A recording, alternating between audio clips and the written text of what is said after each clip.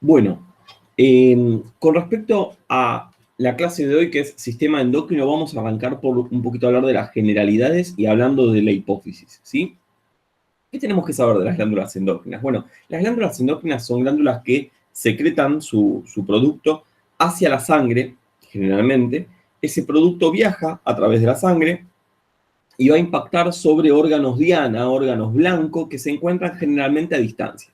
Cuando hablamos de órgano diana, órgano blanco, nos referimos al órgano que es el blanco final, digamos. Cuando hablamos de blanco decimos tiro, como el tiro al blanco, ¿entienden? El órgano donde tiene que pegar esa hormona. Por eso se le dice también diana, órgano target, órgano blanco. Es el órgano final sobre el que va a actuar esa hormona particular que se sintetizó y se secretó. Recuerden que los órganos endocrinos liberan su producto de secreción en la sangre y al viajar por circulación, ¿sí? Tenemos una acción que no solamente se va a dar a nivel del órgano específico sobre el cual va a actuar esa hormona, sino que también va a tener una acción inespecífica que va a ser difusa y que no va a ser particular de la glándula en sí. Por ejemplo, a ver, la glándula, las hormonas esteroides que son sexuales, por ejemplo, la testosterona, los estrógenos, bueno, tienen una acción fundamental sobre lo que es el sistema reproductor, tanto masculino como femenino, ¿no? Perfecto. Pero, a su vez, tienen acciones, por ejemplo, la testosterona influye de manera muy importante en lo que es el comportamiento de los hombres, ¿o no? O sea, determina que los hombres tengan un comportamiento por ahí que sea un poco más bruto, un poco más agresivo que el de las mujeres. De eso es responsable la testosterona. Además, la testosterona puede actuar a nivel del riñón estimulando la eritropoyesis. ¿Bien? Perfecto. Además, la testosterona va a determinar la distribución de la masa muscular en el cuerpo. O sea, fíjense que no solo tiene una acción primaria, que es la que es característica de la hormona, sino que también asociadas van un montón de acciones secundarias que son más difusas y son más diseminadas por el organismo, ¿sí? Son más generales. O sea que tienen un efecto difuso. Y esto está bueno a veces hacer la comparación con el sistema nervioso, porque el sistema nervioso también es un sistema que se encarga de liberar sustancias y actuar sobre células, pero generalmente esta acción es más específica. De hecho, la circulación, perdón, la transmisión de los impulsos nerviosos se da por sustancias químicas también, como las hormonas. Pero la diferencia es que las sustancias químicas se liberan a una brecha sináptica, por ejemplo, en lo que son las sinapsis químicas. No se liberan en la sangre. Entonces la acción va a ser específica sobre ese lugar y no va a ser difusa por todo el organismo. ¿Se entiende? Bien.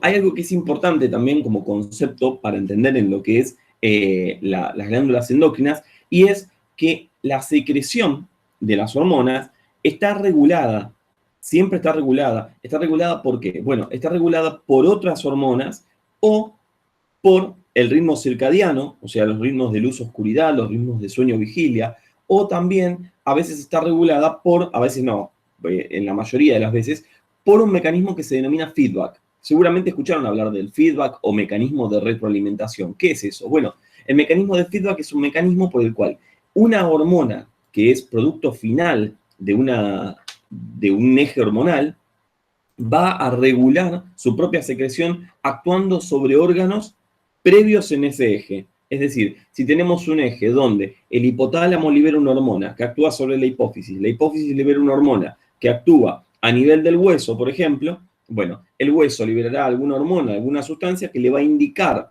a la hipófisis y al hipotálamo que dejen de liberar esa hormona, esas hormonas estimulantes de, por ejemplo, el crecimiento. ¿Entienden? Siempre va a haber mecanismos de feedback que van a ser necesarios para que estas secreciones hormonales puedan ser reguladas y no sean totalmente erráticas, digamos, que hagan lo que quieran las hormonas, sino que está todo regulado y todo muy, muy, muy cuidadosamente afinado, ¿sí? Esto es un motor de un auto que tiene que funcionar perfecto, porque ante cualquier falla en estos mecanismos se dan las patologías de las hormonas tiroideas, que algunas son muy famosas. Por ejemplo, ven esta señora que está acá abajo a la derecha, ven esa mirada que tiene así como psicótica. Bueno, esos ojos saltones son determinantes probablemente de una de las características clínicas más importantes del hipertiroidismo, ¿sí? El hipertiroidismo determina que el paciente tenga los ojos saltones. En un ratito vamos a ver por qué. ¿Bien? Perfecto. Entonces, tenemos una hormona que viaja por sangre, actúa sobre un receptor. Ese receptor se encuentra en una célula diana o célula blanco, que es el efector. ¿Bien? Recuerden que esos receptores dependiendo del tipo de hormona del que estemos hablando, si son hormonas esteroides, hormonas peptídicas, va a tener su ubicación, ese receptor, en diferentes partes de la célula. Por ejemplo, hay receptores que son a nivel de la membrana plasmática, están presentes en la membrana plasmática. Hay receptores que están presentes a nivel del citoplasma. Y hay receptores que están presentes a nivel del núcleo. Por ejemplo, las hormonas esteroides tienen sus receptores a nivel del núcleo de las células blanco, las células diana. ¿Sí? Bien. Pero bueno, ¿qué es una hormona? Bueno, una hormona es una sustancia química que tiene una capacidad de actuar a distancia, ¿sí? A través de la sangre. ¿Sí? Son mensajeros químicos. ¿Bien? Y estos mensajeros actúan siempre sobre receptores. Las hormonas, como les decía recién, pueden ser esteroides si derivan del colesterol, por ejemplo, o pueden ser peptídicas si derivan de aminoácidos, o sea, tipo proteínas, ¿sí? Bien, hay hormonas que son de un solo aminoácido, hormonas que son de varios aminoácidos. Por ejemplo, si ustedes se acuerdan, cuando vimos en la clase de ayer el páncreas, hablamos de la insulina, y se acuerdan que se liberaba como una preprohormona, que era una cadena de aminoácidos, era una proteína, que se le cortaba un pedacito, que era el péptido C, ¿se acuerdan? Que se usaba para medir la secreción de insulina. Bueno, esa es una hormona proteica, por ejemplo. ¿Sí? Hay hormonas glucoproteicas, hay hormonas esteroides, hay hormonas lipídicas que derivan de lípidos que no son el colesterol. Bien, muy bien. Perfecto. Y hace un ratito yo nombré lo que es el eje endocrino.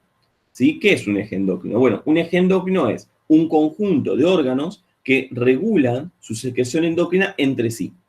Bien, estos ejes endocrinos suelen involucrar, como les dije el ejemplo hace un rato, al hipotálamo, ¿sí? Y a la hipófisis. La hipófisis es la glándula maestra en el sistema endocrino, es la glándula que se encarga de regular la secreción endocrina en el organismo, ¿sí? Ahora, esta hipófisis está a su vez regulada por el hipotálamo. El hipotálamo se encarga de regular la hipófisis y la hipófisis regula el funcionamiento de las glándulas periféricas, de las glándulas y los tejidos periféricos, porque, por ejemplo, acá vemos que actúa tanto a nivel de la glándula tiroides, por ejemplo, que es una glándula expresamente, como a nivel del hueso, ¿sí? Del músculo y otros órganos, ¿sí? O a nivel de las glándulas mamarias, o a nivel de la corteza suprarrenal. Bueno, estos son los ejes tiroides, los ejes endocrinos, ¿sí?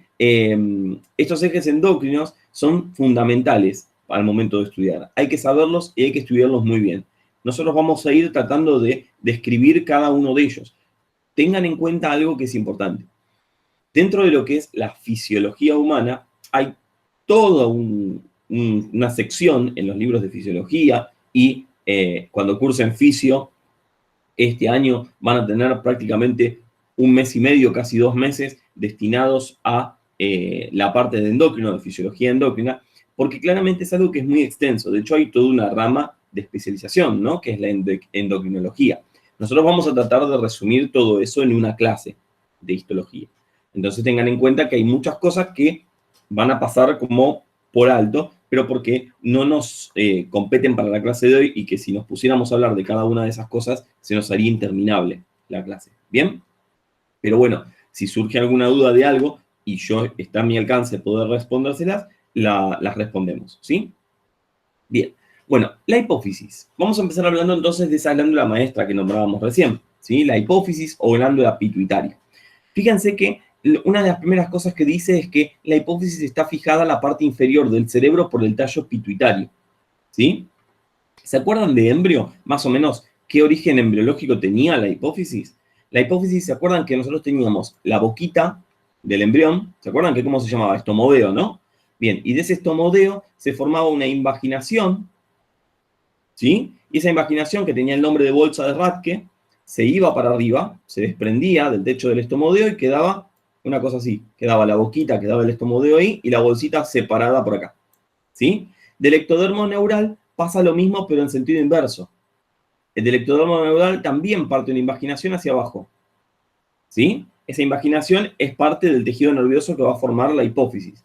Bueno, en un determinado momento esas dos partes se unen, la parte de la bolsa de Rathke habiéndose desprendido del estomodeo y la parte que deriva del ectodermo neural sin desprenderse, ¿sí? Del ectodermo neural, y queda conformado una cosa así, ¿sí? Una parte formada por la bolsita de Rathke y otra parte formada por esa evaginación del ectodermo neural.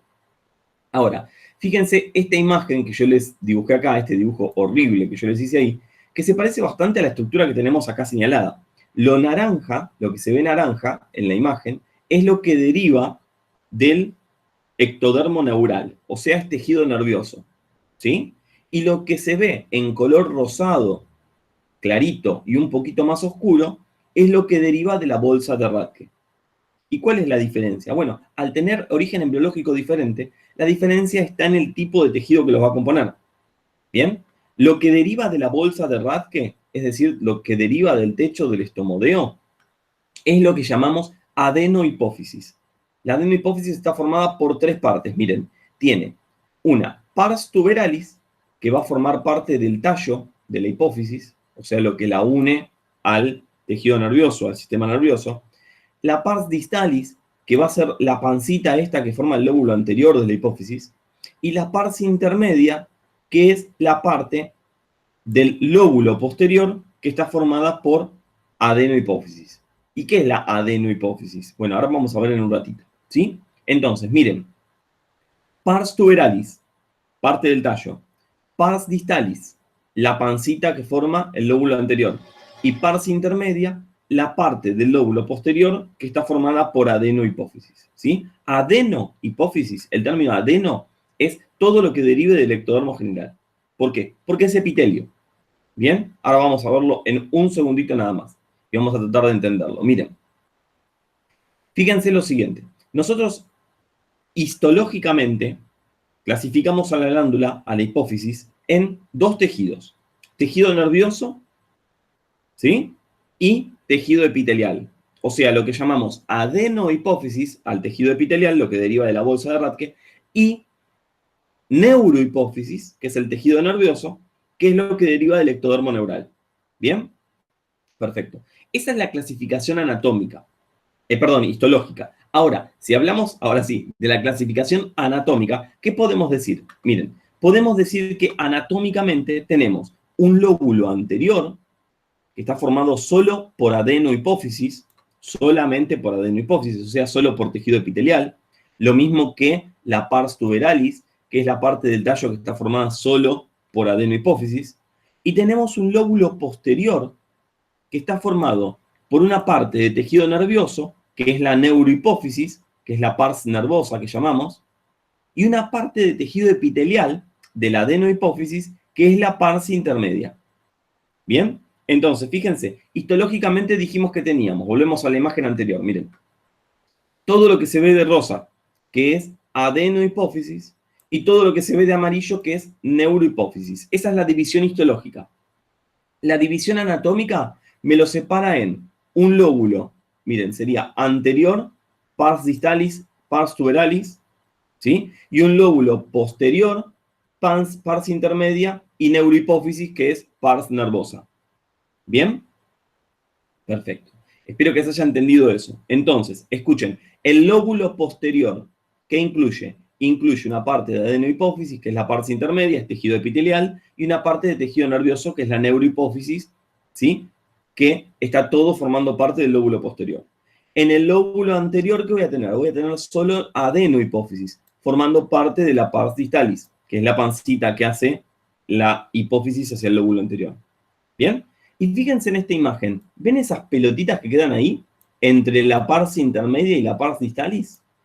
¿Saben qué son? Son restos embriológicos de la luz de la bolsa de Rathke. ¿Se acuerdan que la bolsa de Rathke dijimos que se imaginaba desde el techo del estomodeo, se iba para arriba y después se desprendía? Cuando se desprende, en la luz de esa bolsa, como es una bolsa que tiene una luz, tiene un agujero en el medio, ¿no? En una cavidad. Bueno, esa cavidad se va vaciando y las paredes de esa bolsa de Rathke se pegan entre sí. Cuando se pegan, quedan algunos restos de los líquidos que formaban parte del contenido de esa bolsa de Rathke y quedan atrapados en esos quistes, ¿sí? Esos quistecitos. Esos quistecitos son parte de lo que llamamos la hendidura hipofisaria. ¿Qué es la hendidura hipofisaria? Es lo que me separa al lóbulo anterior del lóbulo posterior, o sea, la luz de la bolsa de Rathke. ¿Se entiende? Bien, entonces, miren, La adenohipófisis, que dijimos que es la parte epitelial, por eso el nombre de adeno, ¿no? Adenómero, de una glándula viene. Bien, la adenohipófisis tiene la pars distalis, que es la pancita, tiene la pars tuberalis, que es la que forma parte del tallo hipofisario, ¿sí? Y tiene la pars intermedia, que es la parte del lóbulo posterior que está formada por tejido epitelial. Es esa partecita de ahí del medio. Y después tenemos en la neurohipófisis dos porciones, como es neuro, es tejido nervioso, una pars nervosa, que es la parte de la pancita del lóbulo posterior, y un infundíbulo, que es parte del tallo hipofisario. O sea que el tallo está formado por el infundíbulo y por la pars tuberalis. ¿Por qué suele presentar dificultad la hipófisis en este lío de partes que tiene? Porque se mezclan distinciones anatómicas, distinciones histológicas y distinciones embriológicas. Entonces uno se suele mezclar, se suele confundir el lóbulo anterior con la pars distalis, se suele confundir el lóbulo posterior con la pars nervosa. En realidad hay que entender que el lóbulo posterior y el lóbulo anterior son una descripción limitada por la anatomía y nada más. A nivel histológico sí hablamos del resto de las partes, ¿sí? O sea que los complicados son los de histología, ¿no? Los de anato bien sencillo, para adelante lóbulo anterior, para atrás lóbulo posterior y se terminó. Bien básico como toda anatomía. Bueno, nada, mentira. A ver, el lóbulo anterior entonces, pars distalis y pars tuberalis, lóbulo posterior, pars intermedia, pars nervosa e infundíbulo. ¿Por qué lo repetí como 500 veces? Primero, porque es donde radica la mayor dificultad en hipófisis. Y segundo, porque lo toman mucho, ¿sí? Entonces hay que acordarse las partes de la hipófisis. ¿Te las van a acordar? Buenísimo. Espero que sí. Bueno, escuchen.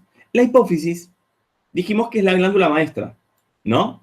Pero la parte de epitelio de esta glándula, la adenohipófisis, es decir, lóbulo anterior, pars distalis, ¿no? Pars tuberalis y pars intermedia, la adenohipófisis, está regulada a su vez por centros hipotalámicos. O sea que el hipotálamo, como dijimos antes, que es esto que está acá en verde, regula la función de la adenohipófisis, que es lo que está acá marcado en rojito. ¿Sí? Bien. ¿Y cómo hace para regularlo? Bueno, lo hace a través de unas hormonas que libera el hipotálamo que se denominan RH, o hormonas liberadoras, o factores liberadores, ¿sí? Los RH son Release Hormone, hormonas liberadoras, y se encargan de estimular a la adenohipófisis para la liberación de diferentes hormonas, ¿sí?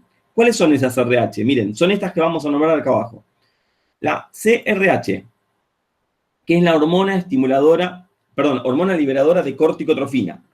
CRH, Corticoid Release Hormone. La TRH, hormona liberadora de tirotrofina, o Tyrotrophin Stimulating Hormone, ¿sí? La GHRH, hormona liberadora de somatotrofina, que va a estimular la liberación de GH, de hormona del crecimiento.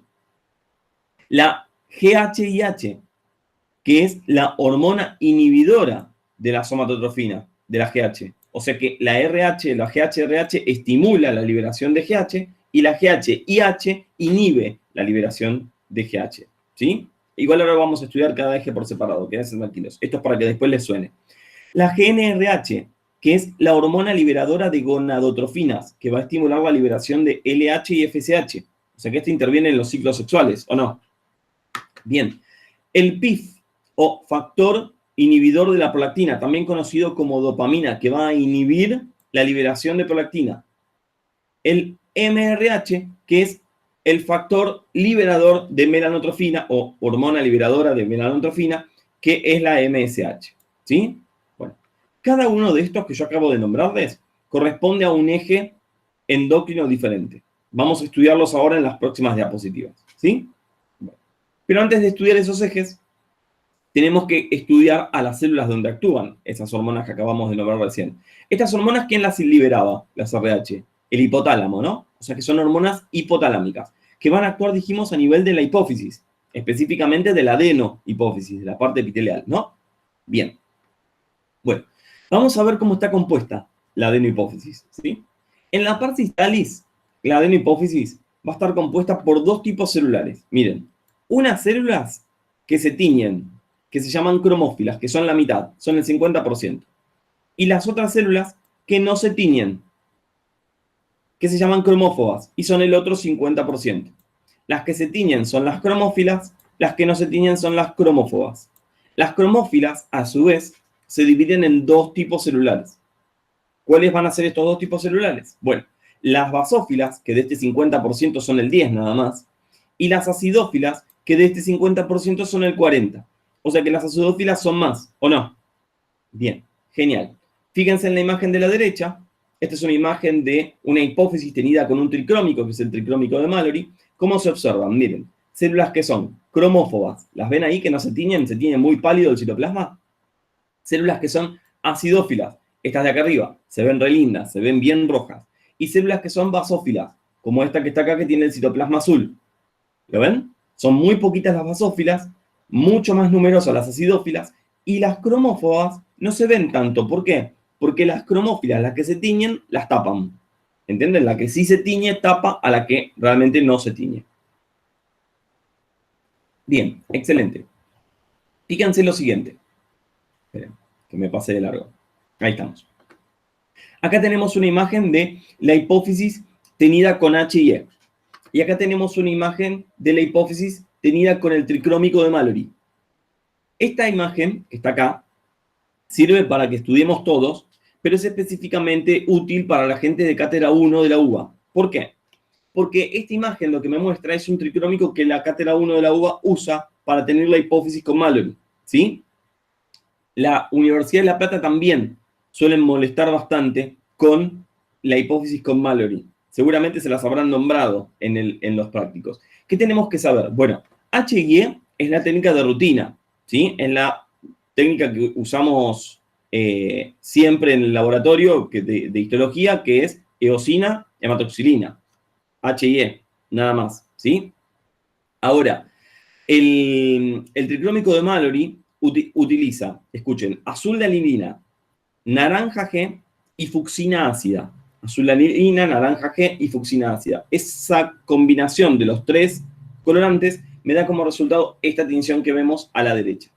¿Bien? Fíjense cómo las acidófilas se ven realmente acidófilas, las basófilas se ven realmente azules, como esa de ahí, y las cromófobas no se tiñen. En cambio, con HIE, fíjense que las acidófilas se ven rojizas, ¿sí? Pero no tan intensos como con Mallory. Las basófilas podríamos distinguir ahí un par, ¿no? Pero no se ven tan claras como con el tricrómico de Mallory. Y las cromófobas son mucho más difíciles de observar. Por ejemplo, esa de ahí podría ser una cromófoba. ¿Bien? Bueno, recuerden que el tricrómico de Mallory pregunta de examen para las tres cátedras, esto de la UBA y para la Universidad de La Plata. La tinción con tricrómico de Mallory tiñe el tejido conectivo, que es esto que se ve acá, las fibras colágenas, esas que se ven ahí, de color azul o de color turquesa. ¿Está bien? Las cápsulas de los órganos se ven, por ejemplo, de color turquesa porque son tejido conectivo denso, son colágeno. El colágeno se tiñe de color azul turquesa con tricrómico de Mallory. Recuérdenlo, por favor. Escuchen, vamos a ir estudiando entonces a cada uno de estos tipos celulares. Vamos a arrancar por las acidófilas. Las acidófilas representan el 40%, o sea que de las que se tiñen son las más numerosas. Bueno, recuerden que dentro de las acidófilas nosotros tenemos dos tipos de células. Estas células son las somatotropas, que liberan hormonas de crecimiento, y las lactotropas o mamotropas, que liberan prolactina. ¿Sí? Yo siempre les doy la memotécnica. De las basófilas y las acidófilas son más, ¿o no? Son más, porque son el 40%. ¿Y cuál es la memotécnica? Bueno, son somatotropas y mamotropas. Porque todo el mundo se acuerda que son el 40%, pero nadie se acuerda cuáles son. Bueno, son las somatotropas y son las mamotropas. ¿Sí? Son más. Entonces, acuérdense, las somatotropas que secretan hormona de crecimiento y las mamotropas, prolactina. Vamos a estudiar cada uno de los ejes de esas células. Miren. Las células somatotropas, entonces, liberan somatotrofina, que también se lo conoce como STH o GH, que es la hormona de crecimiento. ¿Sí? Ese es el producto de la liberación desde la hipófisis. ¿Bien? Esta liberación va a estar regulada de forma directa por la liberación de GHRH, que es la hormona liberadora de hormonas de crecimiento. ¿Bien? Escuchen, el hipotálamo libera GHRH, que va a actuar sobre células acidófilas de la hipófisis. Esas células acidófilas son las somatotropas, que van a liberar somatotrofina u hormona de crecimiento, que es lo mismo, son sinónimos, recuerden, ¿sí? Escuchen algo que es importantísimo. La somatotrofina, la hormona de crecimiento, no va a actuar directamente sobre el hueso haciéndolo crecer, sino que va a actuar de forma indirecta. Va a actuar sobre el hígado, principalmente, y sobre el músculo esquelético en algunos casos, estimulando la producción de somatomedina. La somatomedina se conoce también con el nombre de factor de crecimiento insulinosimil de tipo 1 o IGF-1. El IGF-1, factor de crecimiento insulinosimil, es una molécula que es muy parecida a la insulina en su estructura y actúa sobre los receptores de hormona de crecimiento, de somatomedina, perdón, estimulando el crecimiento de los huesos en largo y el aumento de la masa muscular. ¿Está bien? Perfecto. Ahora, escuchen algo que es importante, muy importante. ¿Qué pasa con esos bebés? ¿Vieron los bebés que nacen hijos de madres diabéticas y pesan 5 kilos, 5 kilos y medio? Son bebés que son gigantes, son enormes. Bueno, ¿qué pasa? ¿Son grandotes porque son gorditos, porque la mamá es diabética y tiene mucho azúcar en sangre y comieron mucho? No. Son grandotes, ¿por qué?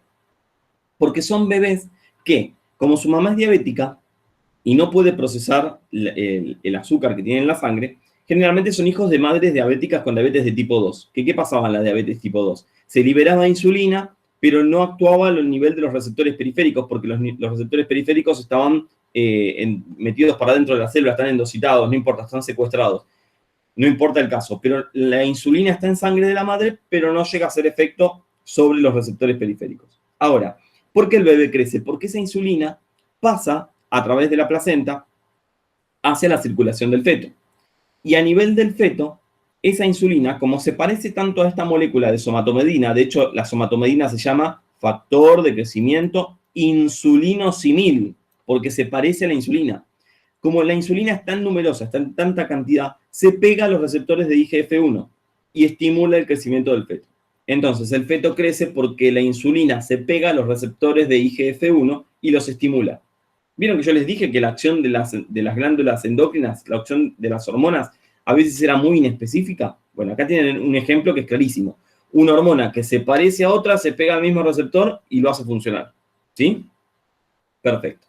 Ahora, ¿qué pasa si yo tengo déficit de alguna de estas hormonas? Supongamos que yo no tengo suficiente secreción de GHRH o no tengo suficiente secreción de STH. Bueno, se da una patología, una situación que se llama acondroplasia, que es el enanismo. ¿Sí? ¿Habían sentido nombrar del enanismo? ¿El enanismo qué es? Son esas personas que son chiquititas. ¿Por qué son chiquititas? Porque no tienen secreción suficiente de factor de crecimiento insulinosimil. Y eso puede ser por déficit del factor de crecimiento en sí, o puede ser por déficit de la GH o la STH, que es lo mismo, o por déficit de la GHRH. ¿Entienden? O por un estímulo, por una secreción exacerbada de somatostatina, que la somatostatina inhibe el eje. ¿Queda claro? Y caso contrario, supongamos que una persona tiene mucha secreción de GHRH o tiene mucha secreción de GH o tiene mucha secreción de IGF-1. ¿Qué patología se da? Se da una patología que se llama gigantismo en los niños y acromegalia en los adultos. ¿Cuál es la diferencia? ¿Saben? Entre gigantismo y acromegalia. En el gigantismo, el cartílago metafisario del hueso todavía está presente. Entonces, cuando se libera factor de crecimiento, el hueso crece en largo. Entonces tenemos esas personas, ¿vieron las del libro Guinness? Esos que miden 2,5 metros, 2,30 metros. Bueno, eso es porque probablemente tengan una patología que es el gigantismo, un exceso de hormona de crecimiento en la infancia. Ahora, si ese exceso de hormona de crecimiento se da en el adulto, por ejemplo, qué sé yo, un tumorcito acá que sea secretor de GH, ¿sí? Que puede pasar, se da una situación que se llama acromegalia. ¿Qué significa acro? Acro significa extremidad y megalia, grande. Bueno, los acromegálicos tienen exceso de hormona de crecimiento que actúa a nivel de los huesos, pero como el crecimiento en largo no se puede dar porque ya cerraron el cartílago del crecimiento, se da solamente un crecimiento en ancho de los huesos. Entonces a los acromegálicos, ¿qué les pasa?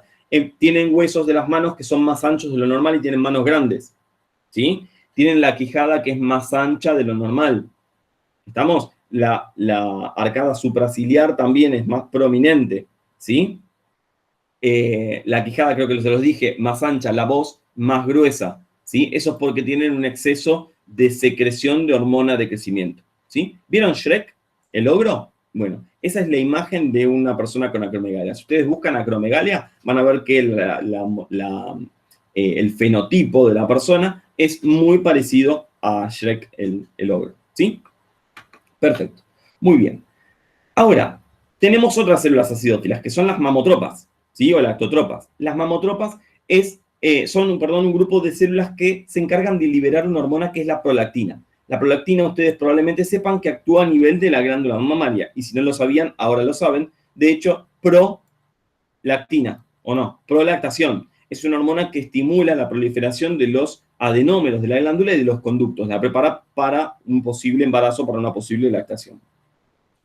La prolactina, ¿sí?, no está estimulada por ninguna hormona hipotalámica, sino que todo lo contrario, está inhibida de manera continua por un factor que se llama factor inhibidor de la prolactina, fácil, o más conocido como PIF, o tiene otro nombre que es el nombre de dopamina. Cuando tenemos niveles elevados de dopamina en sangre, aumentan, ¿sí?, los niveles de PIF. Entonces, ¿qué pasa? No hay secreción por parte de las células mamotropas. ¿Por qué? Porque la liberación de prolactina está inhibida por ese péptido, por el factor inhibidor de la prolactina. ¿Se entiende? Bien. Ahora, ¿qué situaciones me pueden dar que ese factor inhibidor de la prolactina disminuya? Bueno, el embarazo es una situación fisiológica, vamos a ponerle, que baja los niveles de PIF, ¿sí?, y hace que se estimulen por falta de inhibición las células lactotropas, las mamotropas. Y otra situación también que disminuye los niveles de PIF es el estrés. ¿Sabían? El estrés hace que el factor inhibidor de la prolactina se reduzca, ¿sí? Cuando hay niveles de PIF que son muy bajitos, se libera prolactina. ¿Bien? ¿Y eso qué va a generar? Va a generar una situación que se denomina ginecomastia. ¿La ginecomastia qué es? Es el aumento del tamaño de las glándulas mamarias y se puede dar tanto en hombres como en mujeres. ¿Bien? La ginecomastia entonces se da, por ejemplo, por disminución del PIF. Es una de las causas de ginecomastia. ¿Está bien? Bien. Bárbaro. Ahora, escuchen.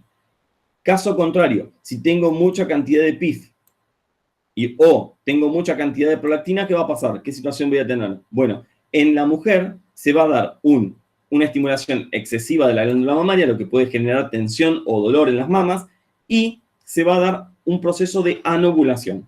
Cuando hay niveles de prolactina elevados, hay anovulación. Las mujeres no ovulan, tienen sus ciclos menstruales normales, pero sin ovocitación, no hay liberación del ovocito, ¿sí? Eso puede ser, por ejemplo, causa de estrés, de infertilidad, ¿sí? Y me salió la palabra estrés porque una de las principales causas es el estrés.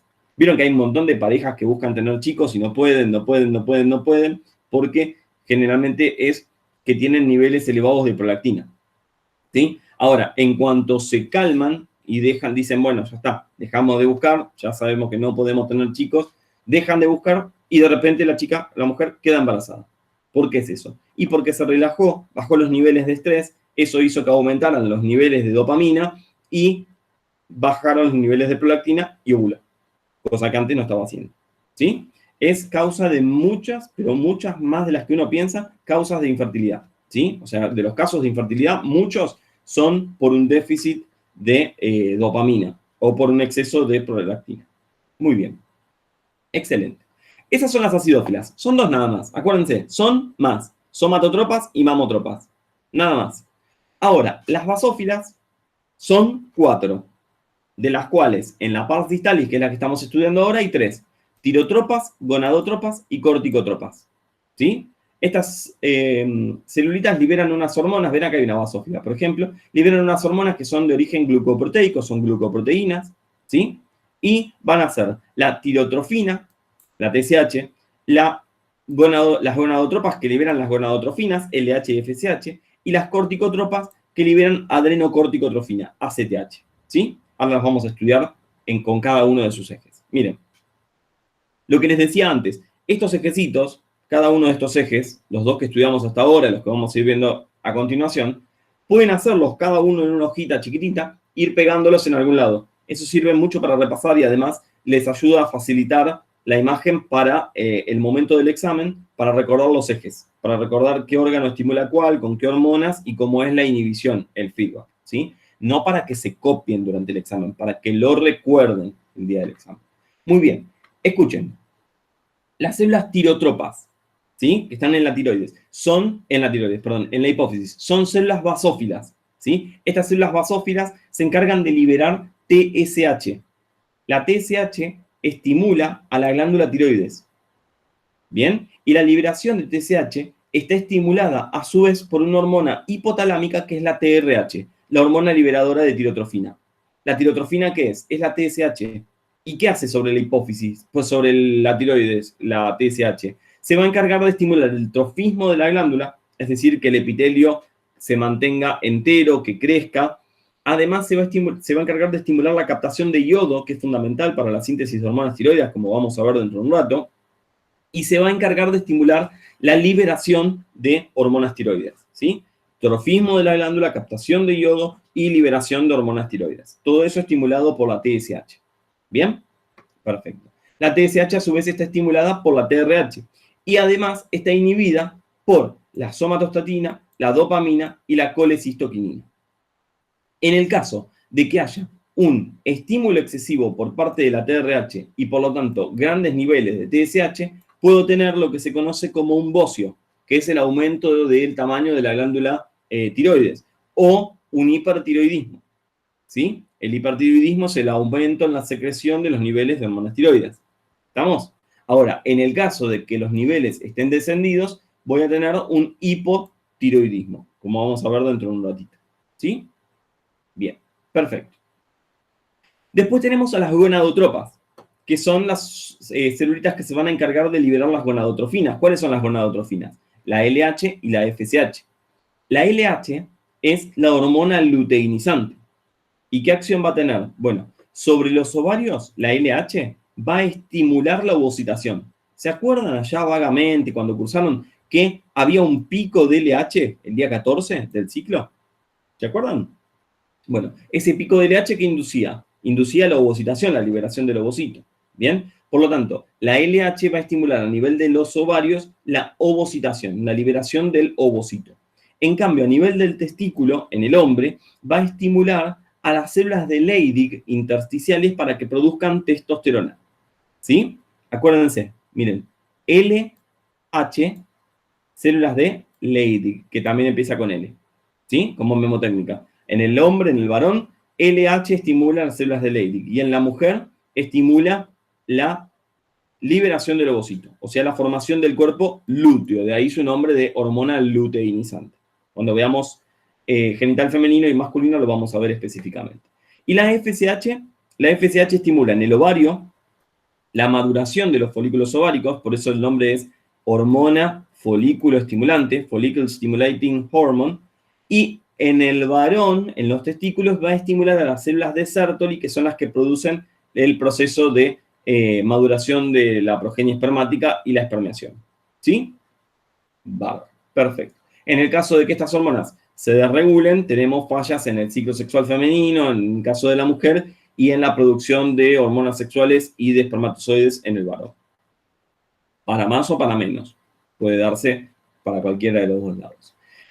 Bien, y después, dentro de la parte distalis tenemos a las corticotropas. Las corticotropas liberan una hormona que es la adrenocorticotrofina, que obviamente, como su nombre lo indica, va a estimular a qué glándula, a la adrenal. La adrenocorticotrofina estimula específicamente a la corteza corticotrofina, ¿sí? A la corteza de la glándula suprarrenal, que se encuentra sobre el riñón, obviamente. ¿Y va a estimular qué? Va a estimular la liberación de dos hormonas. Una de ellas es un glucocorticoide, que es el cortisol, es una hormona ligada al estrés, y otra de las hormonas que estimula la liberación de ACTH es la producción de andrógenos débiles a nivel de la suprarrenal, ¿sí? La DEA o la epiandrostenediona son hormonas andrógenos débiles que se liberan a nivel de la corteza suprarrenal, estimuladas por la adrenocorticotrofina, ¿sí? La adrenocorticotrofina es a su vez estimulada por la CRH, que es la Corticoid Release Hormone, liberada a nivel del hipotálamo, ¿sí? La hormona liberadora de corticotrofina. ¿Estamos? Perfecto. Muy bien. Con respecto a las células cromófobas, las que no se tenían, bueno, se dice que en la parte distalis, las cromófobas que se ven son células basófilas o acidófilas que o están inactivas o ya liberaron y no tienen gránulos secretorios en el citoplasma, por lo que no se tiñen. ¿Bien? O sea que serían acidófilas y basófilas sin gránulos. Se las llama cromófobas, recuerden. Son las que no se tiñen. Quiere decir que tienen una función disminuida o en el momento en el que se hizo el preparado ya habían secretado. Muy bien. En la parte intermedia, ¿se acuerdan cuál era la parte intermedia? Era la parte formada por adenohipófisis que estaba en el lóbulo posterior, ¿no? Bueno, en la parte intermedia lo que vamos a encontrar son unas celulitas basófilas que se denominan melanotropas. Las células melanotropas de la parte intermedia se van a encargar de liberar una hormona que es la MSH, hormona melanocitoestimulante. ¿Sí? Hay varios tipos de MSH. Alfa MSH, beta MSH, gamma MSH. Hay varios tipos, ¿sí? De esas MSH. La mayoría van a actuar sobre el melanocito estimulando la producción de melanina. Es decir, estimulando la pigmentación, produciendo la pigmentación de la piel. ¿Sí? La melanina, recuerden que es ese pigmento que tenemos en la epidermis, que es producida por los melanocitos y que pigmenta a los queratinocitos, ¿sí? Que son las células de la epidermis. La MSH tiene una estimulación por parte del hipotálamo a través de una hormona que es la MRH, ¿sí? Hormona liberadora de la hormona melanocitoestimulante.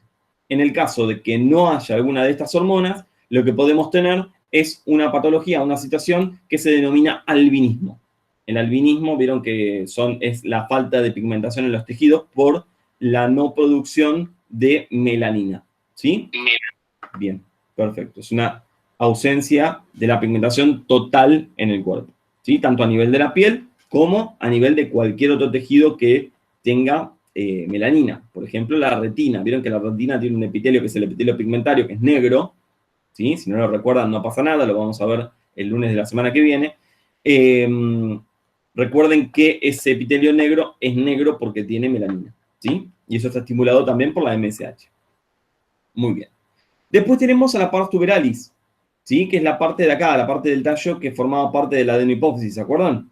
La parte de epitelio que formaba parte del tallo. Bueno, en la pars tuberalis, ¿qué vamos a tener? Vamos a tener la mayoría que son cromófobas, la mayor parte de las células que encontramos ahí son cromófobas, aunque también hay basófilas y acidófilas, ¿sí? Más que nada una proporción mayor de basófilas. Eso no se suele preguntar mucho. Quizás ha aparecido algún choice que decía de cuál había mayor proporción en la pars tuberalis, de cuál de todas las células. Recuerden que es adenohipófisis, así que voy a tener los tres tipos celulares, pero de los tres abundan más las cromófobas, le siguen las basófilas y por último las acidófilas, que son las menos numerosas en la pars tuberalis. ¿Bien? Perfecto. Eso con respecto a la adenohipófisis. Son varias hormonas, ¿no? Bueno, de cada una, por favor, háganse el eje, háganse el dibujito en una hojita aparte y con eso ya tienen todo endocrino resumido. ¿Sí? Además les va a servir para este año cuando hagan fisiología, van a poder usar eso como base. ¿Bien? No les va a salvar la vida, no es que no van a tener que estudiar endocrino, pero a esos cuadritos le pueden ir agregando detalles y ya tienen los resúmenes armados para empezar a estudiar fisiología endocrina. Bien, muy bien. Escuchen, con respecto a la neurohipófisis, dijimos que es tejido nervioso, ¿sí? Específicamente es sustancia blanca. ¿Saben por qué? Porque está formado por axones y por células de la glía, pero no tiene somas neuronales, no tiene cuerpos de neuronas. Son solamente axones y células de la glía. Entonces es sustancia blanca. ¿Estamos? Son axones que son de tipo amielínico. Y estos axones, ¿sí? Están rodeados de unas celulitas de la glía que son los pituicitos. Los pituicitos son las células de la glía que rodean a los axones, no tienen capacidad secretoria, Los pituicitos no secretan nada, ¿sí? Y son una especie de astrocitos presentes en la hipófisis. ¿Bien? Perfecto. Recuerden que estos axones, que forman parte de la neurohipófisis, vienen de dos núcleos del hipotálamo. ¿Cuáles son esos núcleos en el hipotálamo? Son los núcleos supraóptico y paraventricular. ¿Bien? Y tienen estrecha relación con capilares que tienen fibras reticulares rodeándolos. Y esas fibras reticulares se tiñen con impregnaciones argénticas. ¿Bien? ¿Estamos? Perfecto. Escuchen.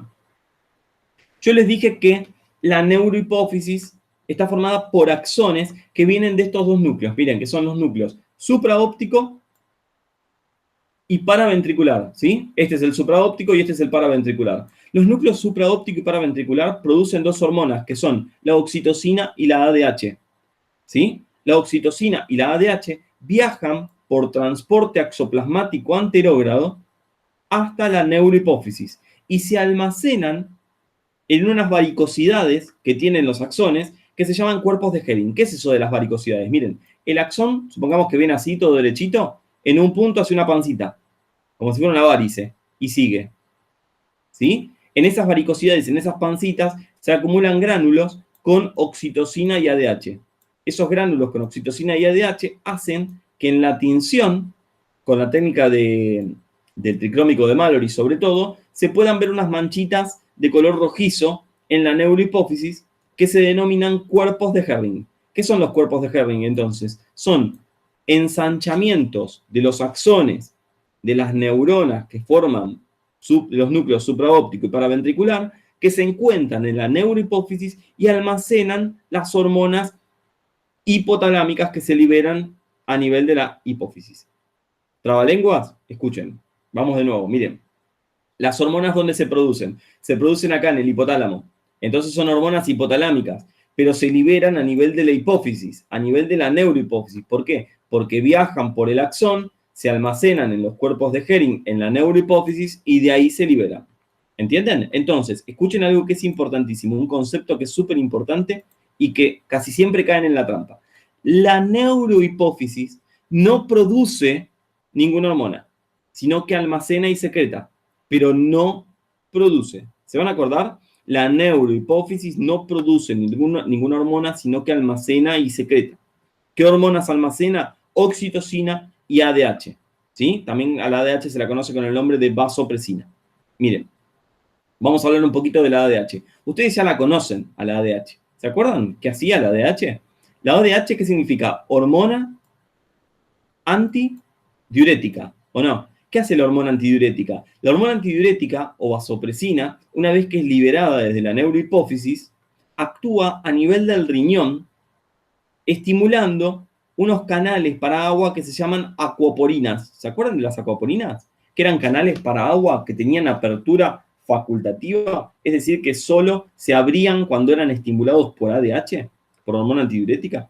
Bien, eso hace que a nivel de la nefrona distal, del túbulo contorneado distal y parte del túbulo colector, se pueda reabsorber gran parte del agua que se filtró en el glomérulo. Y eso hace que el nivel, el volumen de orina disminuya. Por eso el nombre de antidiurética. ¿Entienden?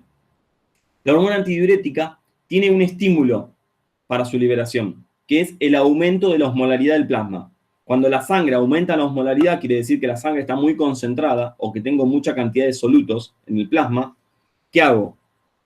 Hago liberación de ADH, esa ADH actúa a nivel del riñón, retiene agua y se diluye la sangre, se diluye la osmolaridad, ¿sí? Y además la ADH estimula el centro de la sed a nivel del sistema nervioso central. Entonces la ADH estimula que tengamos sed, incorporamos más agua. O sea que la función de la ADH es retener líquidos, incorporar líquidos, ¿entienden?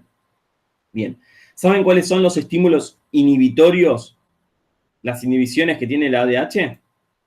La ADH tiene dos inhibiciones principales.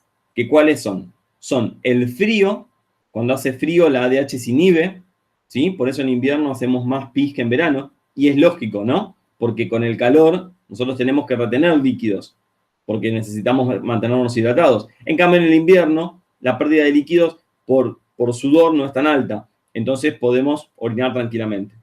¿Sí? Es una forma de regular la temperatura corporal. Y además, la ingesta de alcohol, ¿sí? También inhibe la liberación de ADH.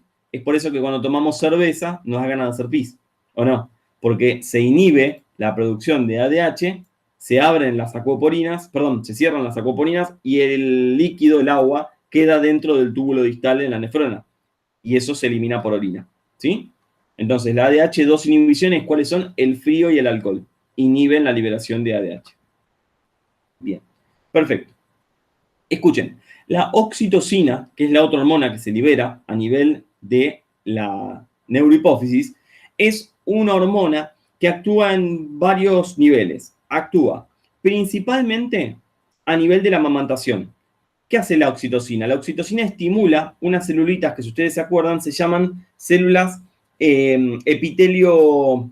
mioepiteliales, perdón, no me sale el nombre. Células mioepiteliales. Esas células mioepiteliales, ¿dónde están? Están en la glándula mamaria a nivel del adenómero, ¿sí? Y envuelven al adenómero de la glándula, envuelven al alvéolo mamario.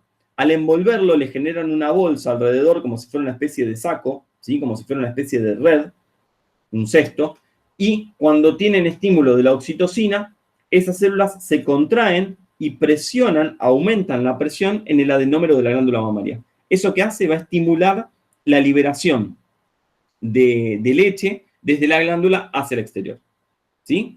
¿Cuál es el estímulo para la liberación de oxitocina? Bueno, la succión del pezón por parte del bebé. Cuando el bebé succiona el pezón, lo mordisquea, eso hace que se liberen concentraciones de ADH desde la neurohipófisis, eso actúa sobre las células mioepiteliales de la glándula mamaria y eso estimula la liberación de la leche por la contracción de esas células mioepiteliales de la glándula mamaria.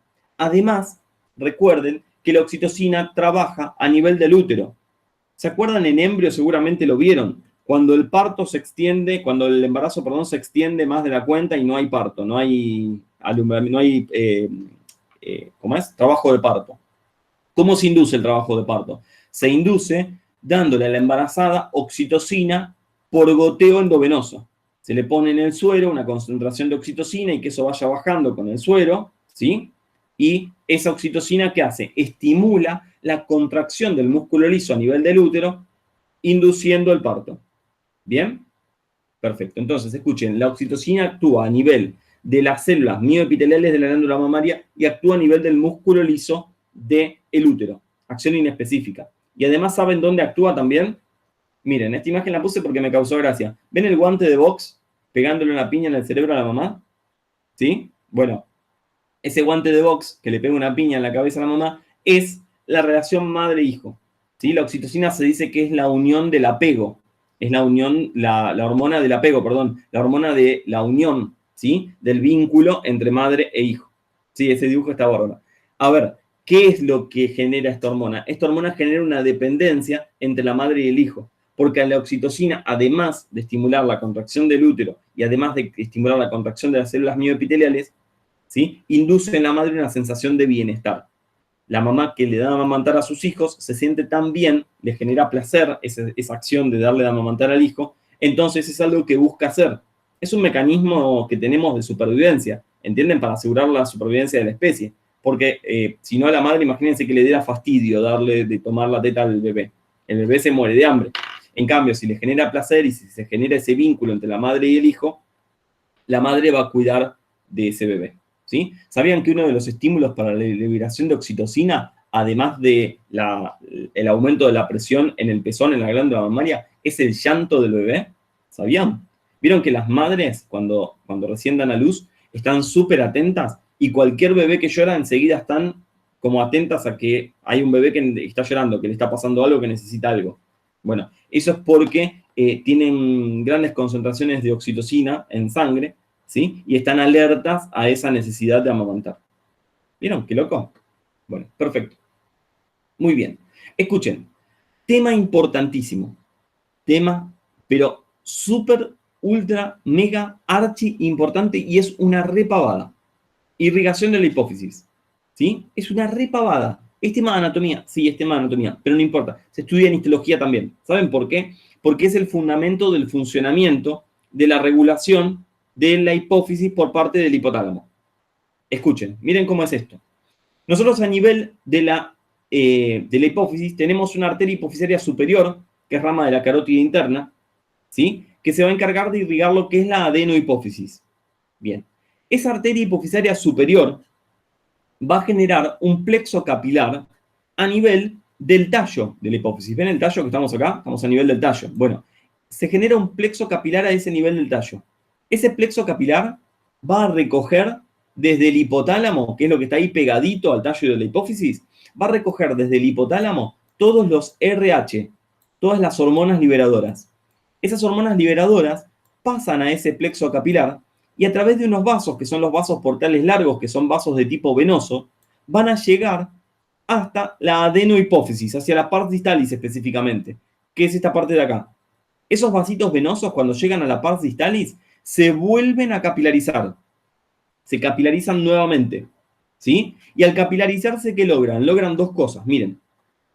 El primer plexo capilar que teníamos acá recogió todos los RH desde el hipotálamo.